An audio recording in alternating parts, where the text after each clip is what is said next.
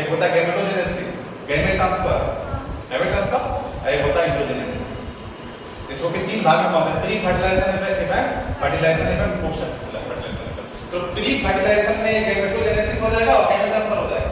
फिर फर्टिलाइजेशन तो वही है, फिर पोस्ट में अपना जाइगोट के बाद इंक्लूड कर पाएंगे। लेकिन हम लिंक कर दिए तीनों चक्कर को आपस में लिंक कर दिए। मतलब ये सब जो हो रहा है ना, ये जेनेटिक्स हम पढ़ रहे हैं, सेल साइकिल सेल डिवीजन पढ़ रहे हैं, ये सब रिप्रोडक्शन का ही पार्ट है। समझ रहे हो? क्लियर हो रहा है? अब बताओ व्हाट इज इनहेरिटेंस? बताओ। और इससे आगे बढ़ जाए, इससे आगे और हेरिटेंस बढ़े इससे वेरिएशंस देखो, वेरिएशंस आएगा, सुनो सुनो, अब दिख रहा है, देखो दिख रहा है, जब वेरिएशंस आएगा, वेरिएशंस के बाद क्या होगा? विकास होगा। क्या होगा? विकास। अब विकास को क्या बोलते हैं?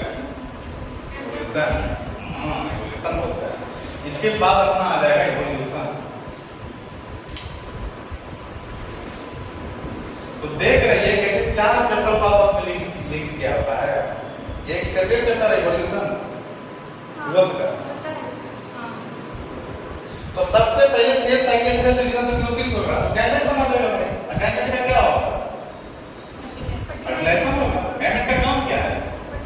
फर्टिलाइजेशन होगा। उसके बाद जाइगोट जाइगोट बनेगा, इनहेरिटेंस हो जाएगा। जैसे फर्टिलाइजेशन होगा, इनहेरिटेंस हो जाएगा। इनहेरिटेंस के बाद वेरिएशन शुरू होगा। अब वेरिएशन होगा तो विकास हो जाएगा। क्या होगा? विकास। विकास को क्या बोलते हैं? इवोल्यूशन। क्लियर है? तो ये है, ये कॉन्सेप्ट है, ये है फील्ड। क्या है? फील्ड। मिटा दे, मिटा दे।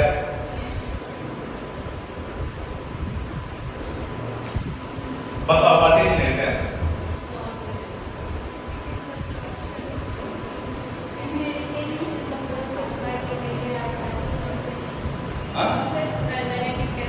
बिल्कुल प्रोसेस होता है। और हेरिडिटी क्या होता है? फेनोमेना, मतलब विरासत है। और उस विरासत का प्रोसेस में कैसे विरासत आएगा वो अपना क्या है? इनहेरिटेंस है। अब वेरिएशंस क्या है? What is variations?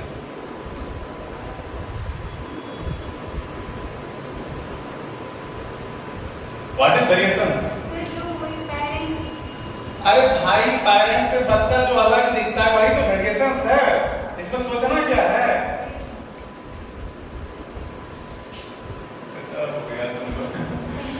चलो एनसीईआरटी करती है, एनसीईआरटी का पात्र क्या लिख रहा है? एनसीईआरटी करती है human new age human knew from as early 8000 से लेके 1000 BC। अब क्या करता था? इतना पहले क्या करता था? 8000 से that cause of variation,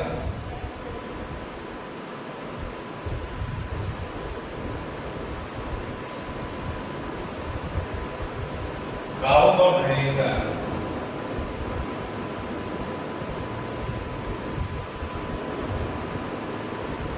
was hidden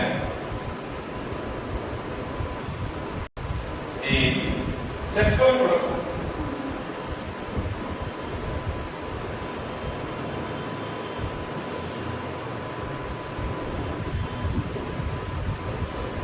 जो ह्यूमन है, ह्यूमन बीइंग है, हम लोग मतलब आज से लेके 8000 मतलब 10,000 साल पहले, देखो 8000 BC है। समझ रहे हो बात को? 8000 BC, BC मतलब हाँ बिल्कुल करेक्ट, मतलब ईस्वी शुरू होने के पहले 8000 तक। तो अभी से हम जोड़ लें तो लगभग 10,000 साल पहले। कितना? लगभग अप्रॉक्स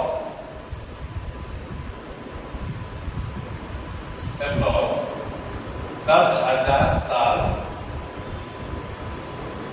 पहले क्या जानना था कि जो वेरिएशन का जो कागज है एक इसमें छिपा हुआ है, सेक्सुअल रिप्रोडक्शन किसमें सिखा है? Sexual reproduction. तो ये क्वेश्चन आज तक नीट में नहीं उठाया गया है, लेकिन आज आए, कल आए, परसों आएगा। इस बार नीट में नहीं, अगला साल आएगा, लेकिन वो आ ही जाएगा। तो इसको हाईलाइट कर लो, एनसीईआरटी में हाईलाइट कर लो। लोग सोचेगा क्या कि 800 से लेके 1000, नहीं भाई, 8000 से लेके 1000 बीसी है ये। ऑप्शन में दे देगा 800 से लेके 1000, लोग तो टिक मार के निकल जाए, लेकिन तुम लोग को याद रखना है कि 8000 से लेके 1000 ये करीब है। किसके करीब है? इसी के करीब है, और ये इसी से दूर है। क्या है? दूर है।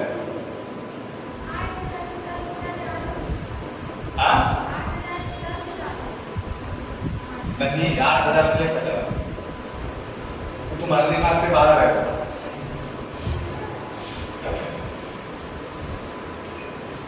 समझ रहे हो?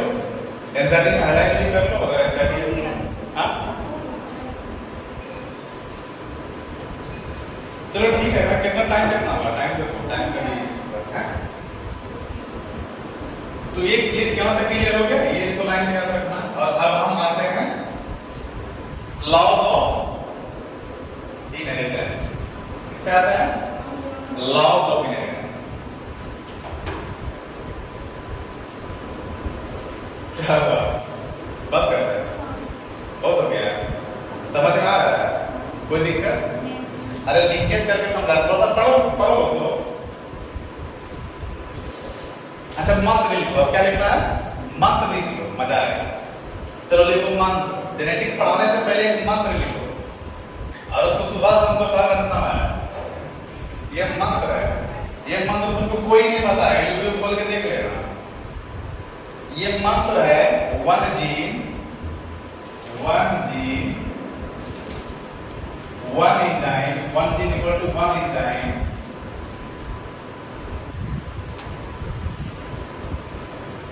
Equal to 1 character.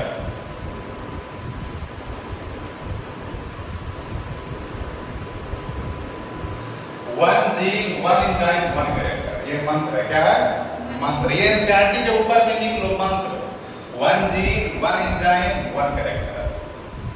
और ये कौन दिया था? ये दिया था बीडल एंड टॉर्टन ने। कौन दिया था? बीडल एंड टॉर्टन ने। बीडल एंड टॉर्टन ने दिया था ये।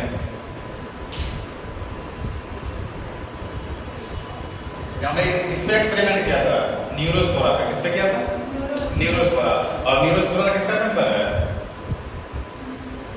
फंजाई है। कौन फंजाई? किसका मेंबर है? अरे तुम लोग सब पढ़ के आए हो भाई, अरे मत। न्यूरोस्पोरा किसका मेंबर है? अरे एस्कोमैसिडीज का मेंबर है। नहीं पढ़े हो? फ्लाइकोमैसिडीज, एस्कोमैसिडीज, बेसिडियोमैसिडीज, ड्यूटेरोमैसिडीज। हम पागल हो गए। बीडल एंड टॉर्टन ने न्यूरोस्पोरा पे काम किया था। न्यूरोस्पोरा। और ये एस्कोमैसिडीज का मेंबर है।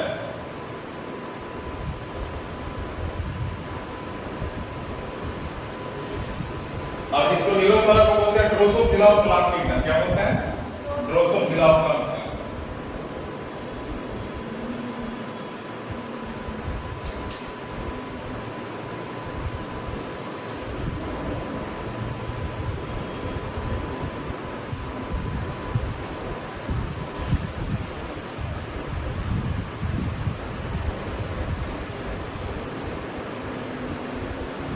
लिंकेज देखो कहां से लिंक कर रहे हैं। तुम्हारा जेनेटिक से हम कहां लिंक कर रहे हैं? तुम्हारा बायोलॉजिकल क्लासिफिकेशन को लिंक कर रहे हैं। और ये क्वेश्चन आया हुआ है स्टेट पीएमटी हो कुछ हो, ये न्यूरोस्पोरा के बारे में आया हुआ है। ये इसको पैसेलिस का मेंबर है। बीडल एंड टॉर्टन में इसी पे एक्सपेरिमेंट किया और उन्होंने 1 जीन 1 एंजाइम हाइपोथेसिस दिया। 1 जीन 1 एंजाइम हाइपोथेसिस दिया। बाद में एक सीरीज ऑफ एक्सपेरिमेंट हुआ, उसके बाद पता चला कि 1 जीन 1 एंजाइम के बाद 1 कैरेक्टर को जोड़ दिया गया। और 1 कैरेक्टर को और लिख के तुम यहां ये लिख सकते हो, 1 रिएक्शन भी लिख सकते हो। ये दोनों बातें की है। एक जीन क्या करेगा? एक एंजाइम बनाएगा, और एक एंजाइम क्या करेगा? एक कैरेक्टर लाएगा ना? तो ठीक है। हाँ, तुमको बहुत सारा पढ़ाएंगे, मतलब एक्सेप्शन आता है। से पढ़ाएंगे incomplete dominance, codominance, multiple allele, pleiotropy, polygenic inheritance. हाँ हो गया। तो मंत्र बोलो, जोर से हम मिलके बोलो, फिर से बोलो, तुम भी बोलो, ठीक है। 1G 1 एंजाइम 1 कैप्सिड, क्लियर है? ये मंत्र है और मेंडल का जो काम था ना वो इसी पे बेस्ड है। 1G 1 एंजाइम 1 कैप्सिड पे ही बेस्ड है। और एक मंत्र लिखना है, अब लिखो 1G इक्वल टू 2 एलील, लिख लो 2 एलील,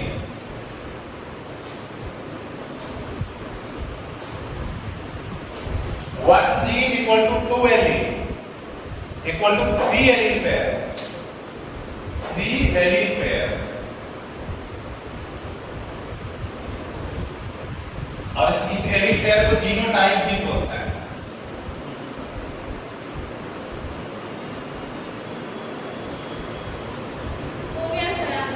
आज के लिए काफी है, क्लियर है?